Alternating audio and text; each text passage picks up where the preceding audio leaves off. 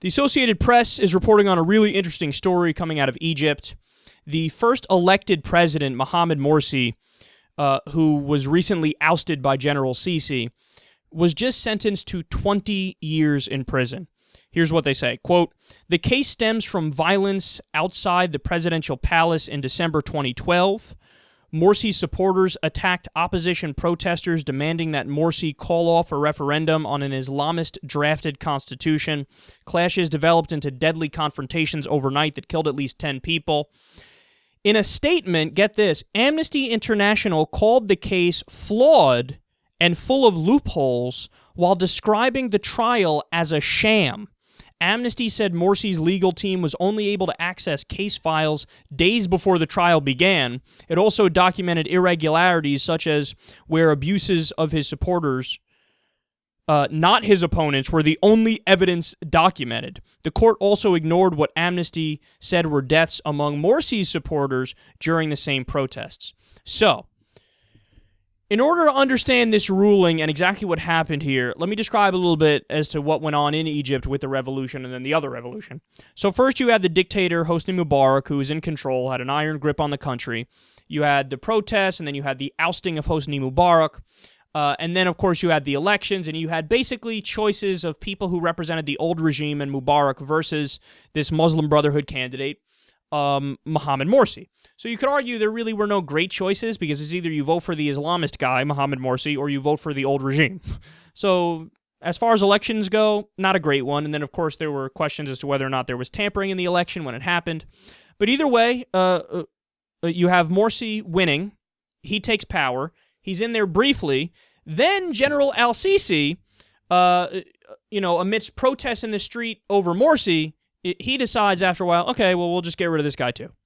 So they did draft a constitution which was fairly Islamist. I mean, it was very religious in its nature, but at the same time, like what they would do is they'd say, we believe in freedom of speech and we believe in individual liberties for people. But then later on in the draft, it would say, like, as long as it coincides with our belief in the Quran and Islam. So, yeah, it was a shitty constitution. We covered it on the show at the time when they drafted it. But after the drafting of that constitution, you had the protests in the street, and then Morsi was ousted by Sisi. And then Sisi just kind of was like, my country. How about that? So you kind of have a military dictatorship going on over there, even though, in a weird way, Sisi appears to have more popular support than anybody else.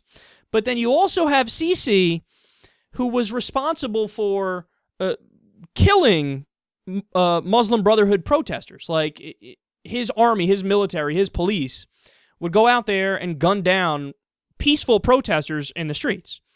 And this happened on more than one occasion. People were very pissed off that Morsi was out of power, so they took to the streets, and then there was a vicious crackdown on people who were protesting. So he kind of took away all free speech rights, all rights to protest, really cracked down on the media, and he flat out re-banned the Muslim Brotherhood. Under Hosni Mubarak, the Muslim Brotherhood was banned.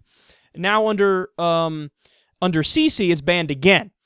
So what's really interesting about this story is Morsi is getting 20 years in prison. And he's getting 20 years in prison not because he killed anybody, but because people who supported him killed other people, allegedly. Well, that doesn't make much sense. I mean, that's like if somebody is a big-time neocon, they love Dick Cheney and George Bush, and they commit a murder. That's like charging George Bush and Dick Cheney with that guy who committed the murders. If you charge Dick Cheney and George Bush with anything, you could charge them with war crimes for Iraq, but not for some random guy who likes them committing a murder. But nonetheless, that's what they did with Morsi, and they found him guilty. 20 years in jail. So think about it. You have Sisi, who did the same thing as Morsi. Like, the charge is, Morsi was too hard on these protesters and people who disagreed with him, and his people killed those people, so he's guilty, put him in jail for 20 years. Sisi did the same thing. When there were people protesting in the street who were pro-Morsi, his officers went out there and killed people, viciously cracked down, re-banned the Muslim Brotherhood. So if you're going to put Morsi in jail for this, shouldn't you also put Sisi in jail for this? Because he did the exact same thing. So I think the moral of the story here is, whenever you hear this talk about, like, victimization, where you hear oftentimes Muslim fundamentalists, but also Islamists and more moderate Muslims talk about, we're discriminated against, we're victimized, we're oppressed, we're pushed underground. Here's my takeaway from reading this story. Yeah, in this case, yeah. And why are you giving them more ammo for that? You're feeding into that narrative, and you're making them in the long run stronger when you actually take actions that are oppressive. When you actually take actions, look, I hate the Muslim Brotherhood. I hate them, right? But does that mean that you get to ban them outright in the country? That's like us here just banning the Baptist Church. You're banned. You cannot be, nobody's allowed to be in the Baptist Church anymore. You're banned. People, atheists, agnostics, myself, I would protest that. I think that's fucking crazy. Just because I don't believe what Baptists believe doesn't mean that I get to tell them, like, okay, you can no longer exist. That's stupid. That's ridiculous. That's anti-freedom. Well, that's essentially what Sisi did.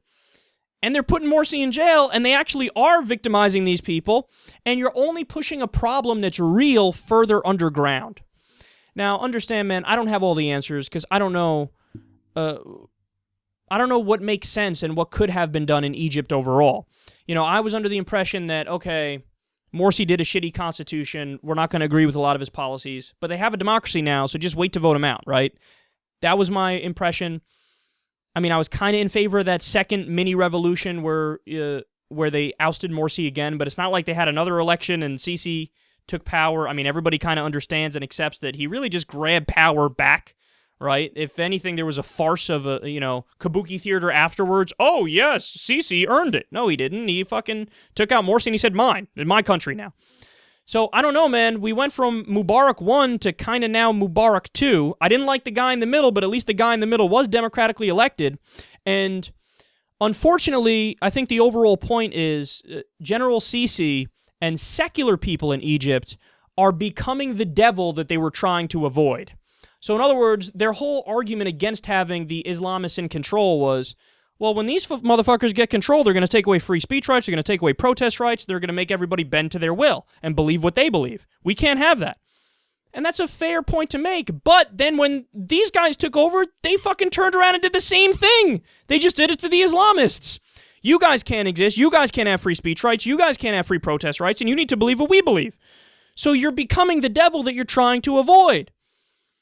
So, again, I don't know what the answer is. All I know is that when you look at Egypt right now, and when you look at the ridiculous case here, the sham case, according to Amnesty International, of Mohammed Morsi, you see that it's not good. Egypt is not in a good place.